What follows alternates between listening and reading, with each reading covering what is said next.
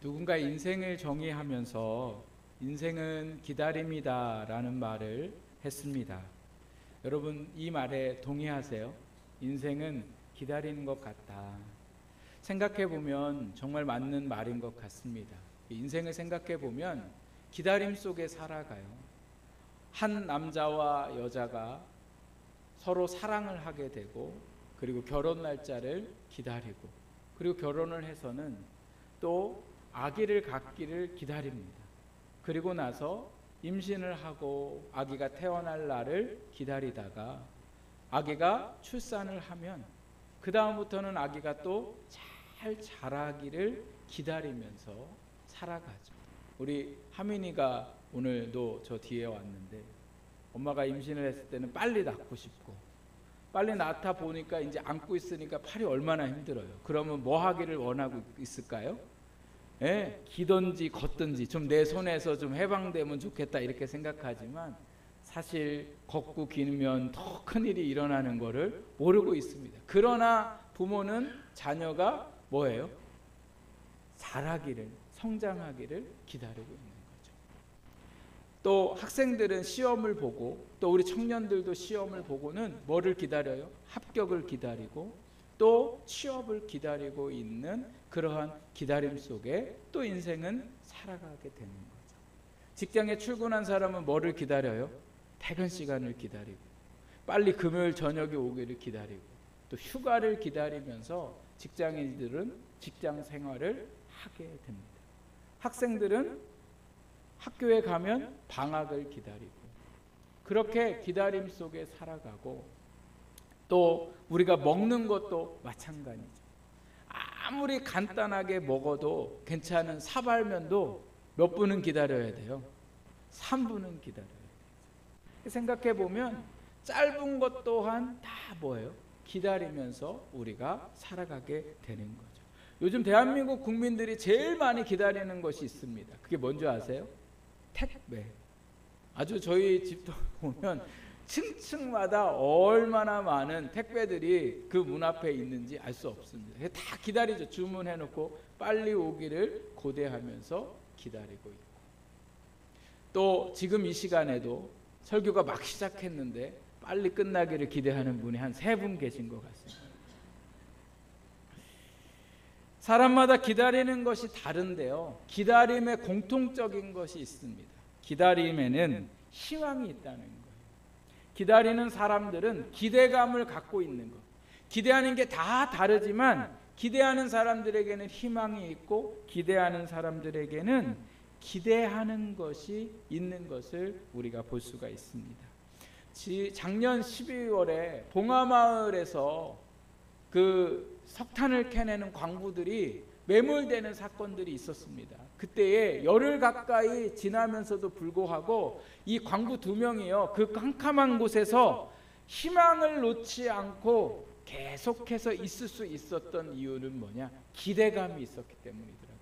그래서 기자가 어떻게 그 안에서 견딜 수 있습니까? 버틸 수 있었습니까? 이렇게 얘기하니까 그분이 대답하는 게, 내 동료들이 나를 반드시 구하러 올 것을 기대했다는 거예요. 기다렸다는 거죠. 그래서 자기는 삶을 포기하지 않고 기다릴 수 있었다, 이렇게 말합니다. 여러분, 누군가를 기다린다는 건요, 어두운 세상 속에, 힘든 세상 속에 뭐예요? 희망을 갖게 하고 기대감 속에 살아갈 수 있기 때문에 기다림이 우리에게는 너무나 중요한 것을 알 수가 있습니다. 하나님이 오늘 우리에게 주신 이 말씀들은요, 아수르라는 나라가 남쪽에 있는 유다 백성들을 공격한 시대의 말씀들입니다. 이 아수르는요, 이미 남쪽 유다를 공격하기 전에 북쪽에 있는 이스라엘을 공격을 해가지고 이스라엘을 전부 다 망하게 만들었습니다. 이 아수르 왕이 어떤 정책을 폈냐면, 자기가 정복했던 모든 나라의 사람들을 전부 다 강제로 이주시켰어요. 자기가 살던 땅에서 못 살게 만들고 다른 도시로 멀리 옮겨가게 했고, 또 다른 도시로 옮겨가는 사람들이 있는가 하면 오는 사람들하고 다른 민족끼리 꼭 결혼을 하도록 만들었더라는 거예요. 그리고 자기들이 섬기는 우상들을 섬기게 함으로 이 나라에 반란이 일어나지 못하도록 사람들이 같은 민족끼리 모여 살 수 없도록 그런 정책을 폈습니다. 이렇게 악했던 아수르 왕이 남쪽에 있는 유다도 정복을 하려고 예루살렘을 포위를 하게 됐는데, 이 포위하니까요, 물도 막아버리고 음식도 막아버려서 그 예루살렘 성 안에 있는 사람들이 이제는 굶어 죽는 사람이 나올 정도로 너무 심각한 상황이었습니다. 이때쯤 되면 어떻게 좀 싸워볼 생각을 하고 이 아수르 사람들과 대항을 해서 뭔가를 해보려고 해야 되는데 아무것도 할 수가 없는 거예요. 그 이유는 너무나 잔인하고 너무나 힘이 세기 때문에 유다가 아수르를 어떻게 대항을 할 수가 없었습니다. 더군다나 이 아수르 왕이요, 편지를 써가지고 이 백성들을 조롱하는데 뭐라고 조롱하냐면 이렇게 조롱해요. 나는 주변의 모든 나라의 신들과 싸워서 이긴 사람이다. 내가 곧 신이며 유다의 하나님이 아무리 대단해도 너희를 이 위험에서 구원할 수가 없다. 그러니 빨리 나한테 항복해라. 이렇게 편지를 써가지고요, 이 유다 왕에게 보냈습니다. 그래서 이 유다 왕 히스기야가 너무너무 어떻게 해야 될지 모르니까 이 편지를 이사야 선지자에게 보냅니다.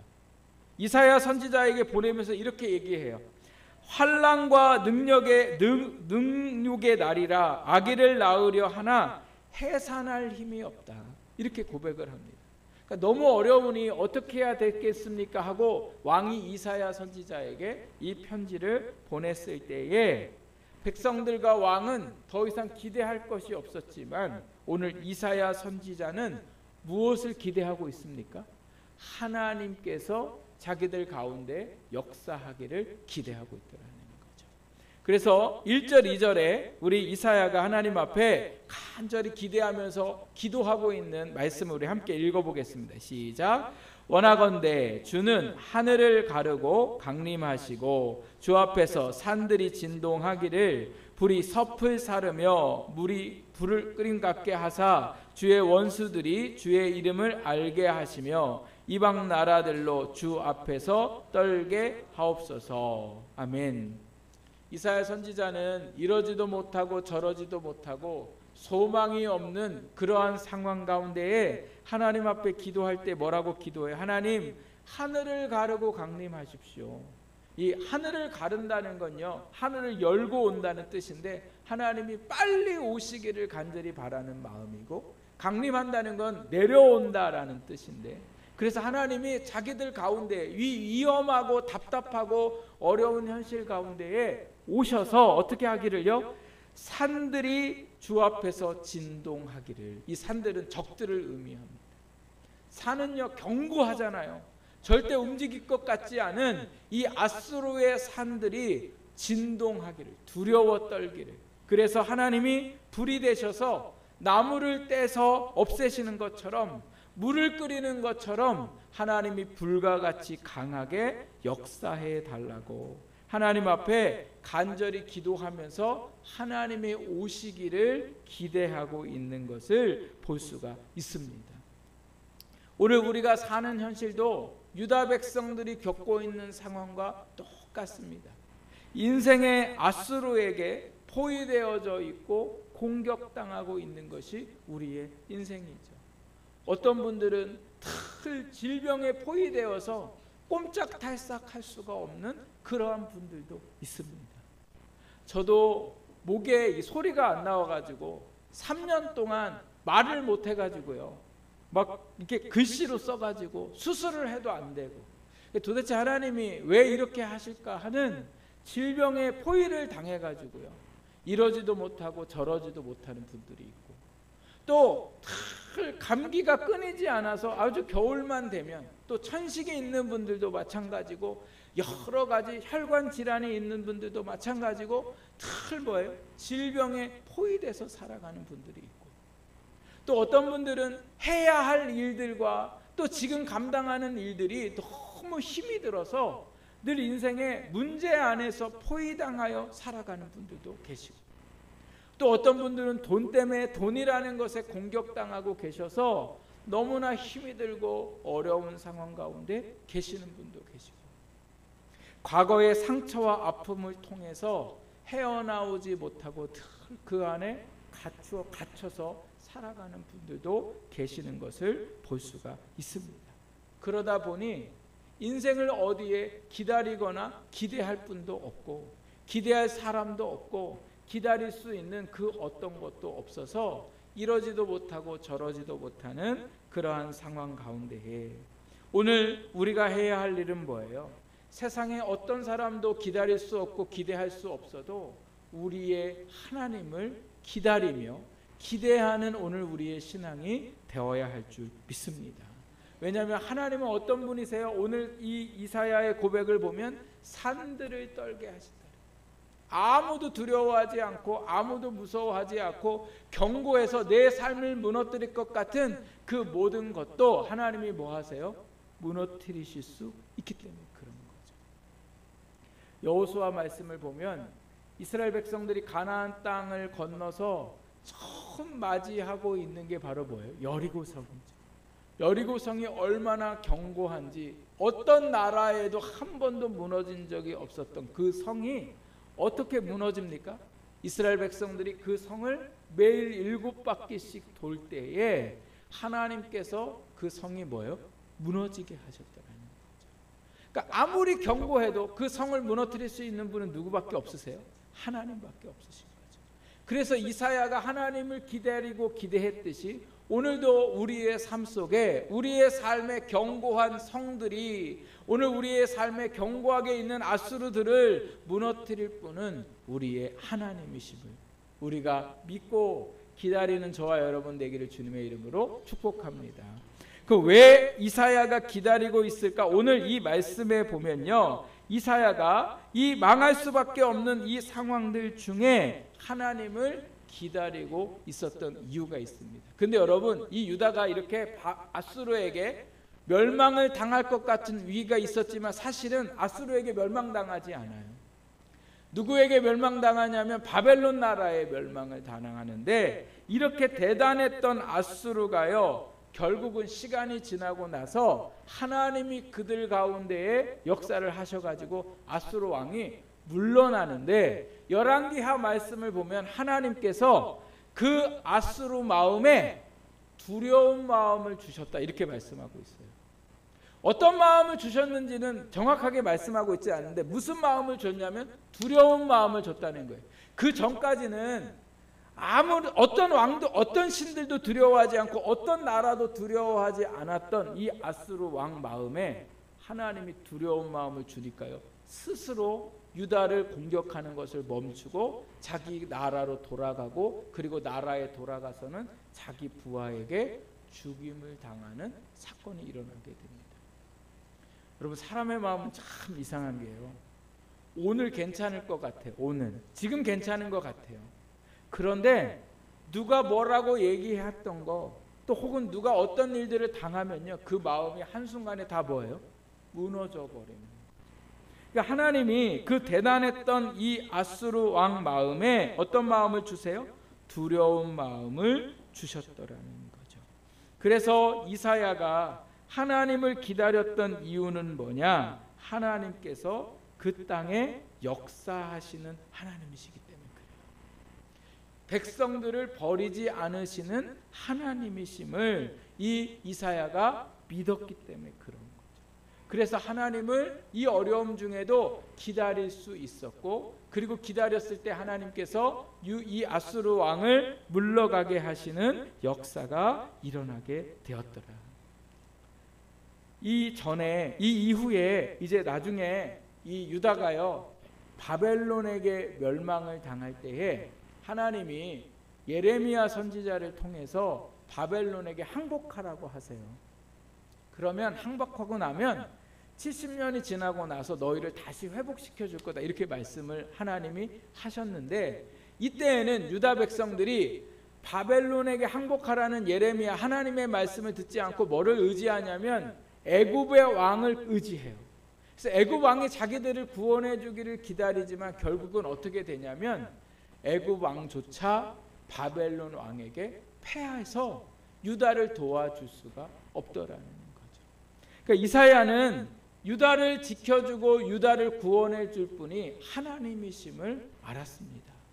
오늘도 우리의 인생에 우리를 도와주고 우리가 기대해야 되고 기다려야 될 것들이 너무도 많은 것 같지만 여러분, 어느 것도 우리의 삶을 구원할 수가 없습니다. 그래서 우리를 구원하실 분은 누구세요? 하나님이신 거죠. 그래서 우리가 기다려야 할 분은 누구세요? 하나님이세요. 좀 시간이 늦은 것 같아도, 이미 때가 지나버린 것 같고 안 될 것 같아도 오늘 우리는 누구를 기다립니까? 하나님을 기다릴 때에 하나님의 구원의 역사가 우리 가운데 일어나게 될 줄 믿습니다. 그래서 이사야가 하나님을 기다렸는데 또 이사야가 하나님을 기다리는 이유가 있습니다. 우리 7절 말씀을, 8절 말씀을 우리 같이 한번 읽어보겠습니다. 시작. 주의 이름을 부르는 자가 없으며 이는 주께서 우리에게 얼굴을 숨기시며 우리의 죄악으로 말미암아 우리가 소멸되게 하셨음이라. 그러나 여호와여, 이제 주는 우리 아버지시니이다. 우리는 진흙이요 주는 토기장이시니 우리는 다 주의 손으로 지으신 것이니라. 아멘. 이사야가 뭐라고 고백하냐면, 하나님을 기다렸던 이유는 뭐냐면 하나님은 우리의 뭐가 되시기 때문에 그래요? 아버지가 되시기 때문에 그렇다는 거죠. 아버지가 되시기 때문에. 7절 말씀은 이런 말씀입니다. 주의 이름을 부르는 자도 없고 스스로 분발하여 주를 잡는 자도 없다. 즉 하나님을 떠나 있다, 이렇게 얘기하는 거죠. 하나님을 떠나서 자기들이 이런 어려움을 당하고 있다는 거죠. 괴로움을 당하고 있다는 거예요. 그래서 더 이상 우리가 사실은 구원받을 수 있는 아무런 조건이 없더라는 거예요. 하나님은 하나님을 의지하고 하나님을 기대하는 사람들에게 하나님은 역사하시는 분이지만 백성들이 하나님을 의지하지 않고 하나님을 기대하지 않아서 우리는 구원받을 수 없습니다. 그러나 우리의 삶은 이래도 하나님이 우리를 구원하셔야 하는 이유는 하나님은 우리의 아버지시기 때문이라는 거예요. 자식은 부모에게 뭘 가지고 가도 또 달라고 그러잖아요. 평생 달라고 그래요. 평생. 아니 보통 사람 관계면 그만큼 가져갔으면 뭐 좀 갖고 와야 되는데 부모가 준 것처럼 안 주면서 계속 부모에게 뭐예요? 요구하고 있는 거죠. 요구하고. 제가 조금 전에 예배를 드리면서 우리 저 뒤에 계신 우리 오일택 집사님이 하민이를 이렇게 안고서 막 이렇게 웃고 계세요. 웃고. 하민이가 할아버지 나봤으니까 웃어요 이런 얘기 안 했는데도 할아버지가 보면 뭐예요? 너무 좋은 거예요. 왜 좋아요? 내 새끼니까. 제가 똥을 싸든 뭐 짜증을 내든 할아버지는 손주가 너무 귀여운 거예요. 왜요? 내 자녀니까. 오늘 우리의 삶에 하나님도 우리의 아버지 되셔서 우리가 좀 더럽고 우리가 좀 인생에 똥도 싸고 험한 말도 하고 짜증을 늘 부리고 만족함 없이 우리가 살아가지만 하나님은 여전히 우리를 하나님의 자녀로 생각하시니까. 그래서 우리를 구원하시니까. 자식이 늘 뭔가 부족하고 힘들고 그러면 누구를 바라봐요? 부모님을 바라보는 것처럼 심지어 돌아가셨음에도 불구하고 인생이 어려울 때마다 또 자녀가 속을 새길 때마다 누구를 바라봐요? 엄마를 생각하고 아빠를 생각한 것처럼 오늘도 우리가 우리의 아버지 되신 하나님이 우리를 구원하실 것을 기다리면서 주님을 바라볼 수 있는 오늘 저와 여러분의 삶이 되기를 주님의 이름으로 축복합니다. 신앙생활을 열심히 하지 못했던 성도님들이나 혹은 신앙생활을 하다가 세상에 빠졌던 분들이 하는 얘기가 있으세요. 하나님 앞에 나와 기도하고 이렇게 하려니까 너무 하나님 앞에 송구스럽고 죄송한 거예요. 그동안 신앙생활 열심히 못했다가 기도 생활도 안 했다가 내 인생에 문제 생기면 하나님 앞에 나와서 기도하기가 너무 부끄럽고 죄송하다, 이런 말씀을 하세요. 그런데 하나님은 이미 우리가 염치 없는 거 너무나 잘 알고 계세요. 사람은 염치 없는 사람을 안 좋아해요. 그런데 하나님은 염치 없는 우리를 좋아하세요. 하나님이 우리에게 원하시는 건 염치 생각하는 게 아니라 염치 없이 나와서 기다리고 기대하는 사람을 하나님은 기뻐하십니다. 그래서 우리가 과거에 어떠한 문제가 있던 상관없이 오늘 우리의 인생을 하나님 앞에 기다리며 하나님이 일하실 것을 기대하며 살아가는 오늘 우리의 삶이 되어야 하는 거죠. 그런데 오늘 우리가 이렇게 하나님을 기다리며 살아갈 때에 필요한 자세가 있어요. 어떻게 우리가 모습을 하고 하나님을 기다리고 기대할까? 첫 번째 오늘 말씀의 4절 말씀에 보면요, 이렇게 말씀하고 있습니다. 주 외에는 자기를 앙망하는 자를 위하여 이런 일을 행하신 분이 없다, 이렇게 말씀하세요. 즉 하나님은 어떤 마음으로 기다려야 되냐? 앙망하는 마음으로 기다려야 된다는 거죠. 앙망한다는 마음은 하나님이 내게 구원해 주실 것을 믿고 있는 것이 앙망하는 거예요. 우리가 어떤 형편에 있든 어떤 상황에 있든 우리는 누구를 앙망해요? 하나님의 구원을 앙망하고 있는 그 삶을 살아가야 되더라는 거죠. 오늘도 우리의 인생에 여러 힘듦이 있고 막혀 있는 것 같고 해결되지 않을 것 같지만 오늘 우리도 그 안에서 주님을 기다리며 우리가 뭐 하고 있어야 돼요? 주를 앙망하고 있어요. 하나님이 나를 구원하실 거야. 이 문제를 해결하실 거야. 내가 원하는 대로 되지 않았지만 하나님의 또 다른 계획이 있으실 거야. 이게 오늘 하나님을 앙망하면서 살아가는 신앙인 거죠. 두 번째로요, 오늘 이 말씀에 보니까 어떻게 하나님을 기다려야 되는가? 기쁘게 말씀대로 살며 기다리라, 이렇게 말씀하고 계세요. 여러분 5절 말씀을 보십시오. 주께서 기쁘게 공의를 행하는 자와, 이렇게 말씀하고 계세요. 하나님은 기쁘게 주의 공의를 행하는 자를 하나님이 구원하신다, 이렇게 말씀하고 계세요.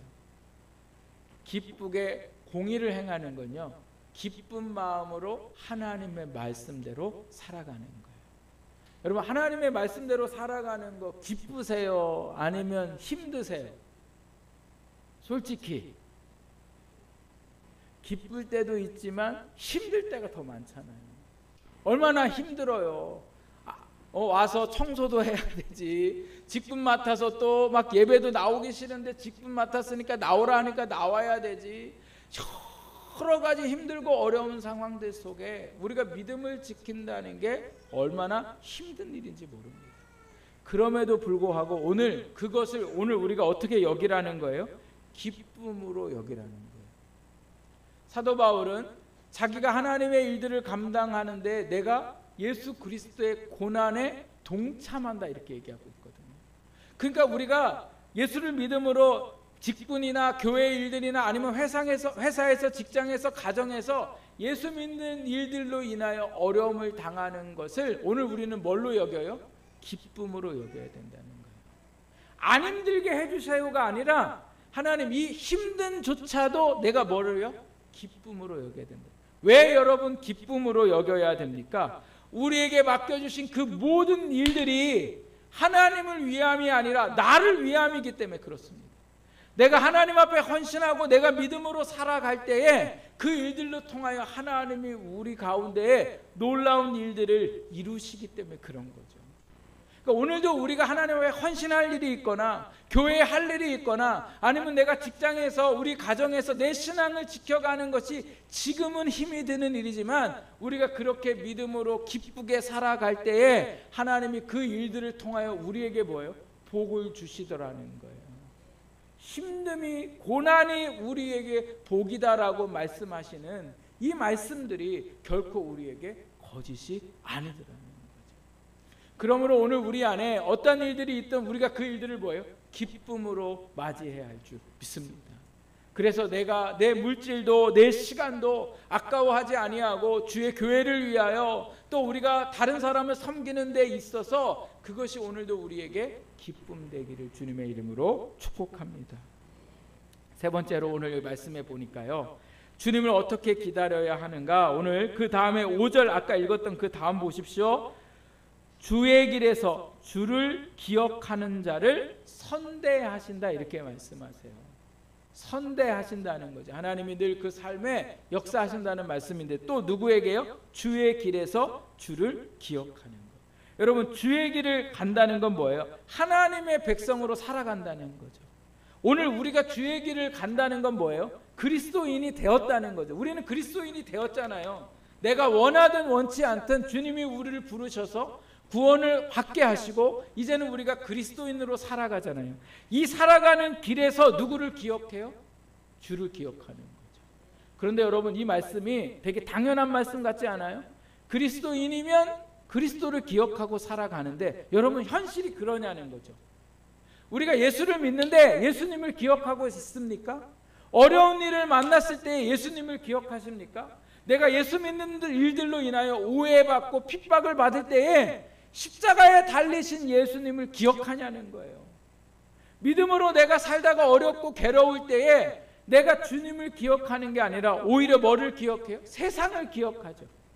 그때 내가 이렇게 살 걸, 내가 예수 믿지 않고 그때 그냥 세상으로 나갈 걸, 이런 것들을 기억하고 예배 시간에 와서 예배를 드리는 것 같지만 지금도 여전히 세상의 문제와 세상을 기억하고 있는 오늘 우리의 예배의 모습도 있고, 또 내가 하나님 앞에서 직분을 받았음에도 불구하고 그 직분보다는 여전히 내 일에 더 많은 신경을 쓰고 살아가는 것이 오늘 우리의 인생이잖아요.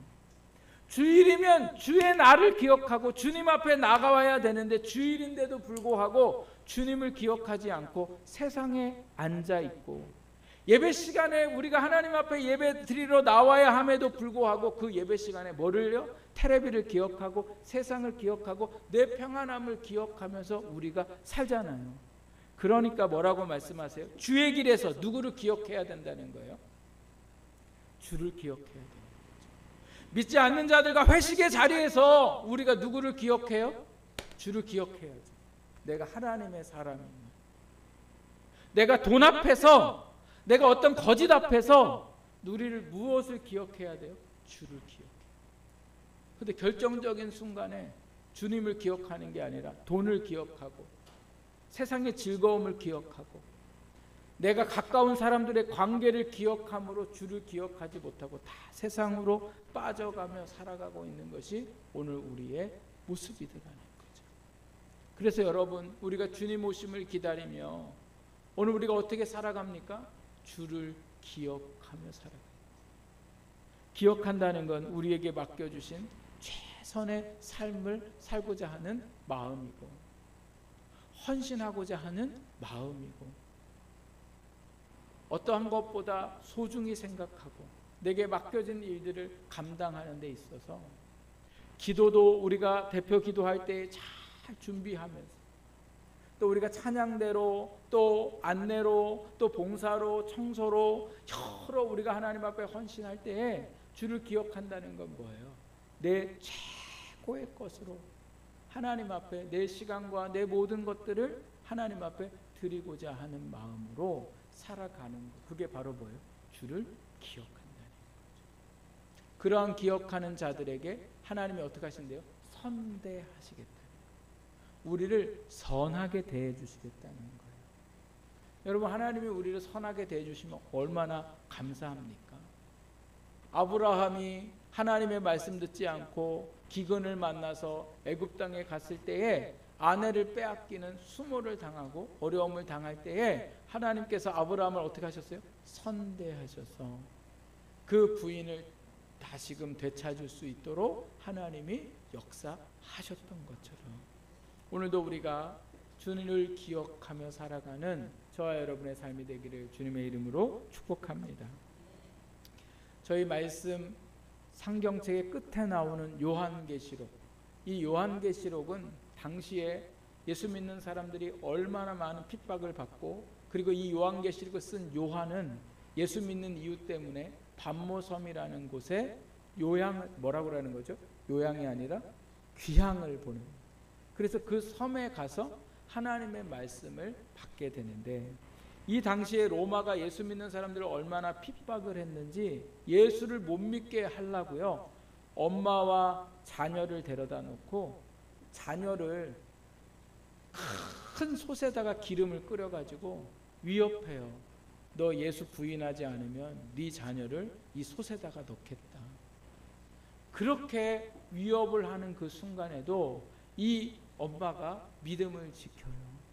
그래서 그 자녀가 기름 속에 들어가는 걸 보면서도 끝까지 믿음을 지키는 이러한 일들이 일어나고, 또 운동장에다가 예수 믿는 사람들을 세워놓고는 굶주린 사자와 호랑이를 풀어놓고는 그들에게 잡아먹히도록 하면서 예수를 부인하도록 합니다. 이렇게 견딜 수 없는 상황들 속에 이렇게까지 믿음을 지켜야 해야 할까 하는 고민들이 그들 가운데에 있을 때에 놀랍게도 이 믿음의 사람들은요, 신앙이 흔들리지 아니하고 늘 이 핍박 가운데에, 이 순교하는 가운데에 하나님 앞에 고백했던 게 있습니다. 그 고백이 이렇습니다. 여러분 한번 따라해 보실래요? 마라나타. 한 번 더 해보겠습니다. 마라나타. 이 뜻은요, 아멘 주 예수여 오시옵소서. 아멘 주 예수여 오시옵소서. 하나님, 내가 너무 힘이 듭니다. 아멘 주 예수여 오시옵소서. 하나님, 내가 어떻게 해야 될지 모르겠습니다. 아멘 주 예수여 오시옵소서. 오늘 내 마음에 오시고, 오늘 우리의 자녀 가운데 오시고, 우리의 삶 가운데 오시고, 우리 교회 가운데 오시옵소서. 주님만이 나의 구원자이십니다. 오늘도 우리가 마라나타 주 예수여 내게 오시옵소서. 우리가 이 마음으로 이 한 주를 기다릴 수 있는, 이 한 주간을 또 대림절을 보낼 수 있는 복되고 귀한 시간들이 되시기를 주님의 이름으로 축복합니다.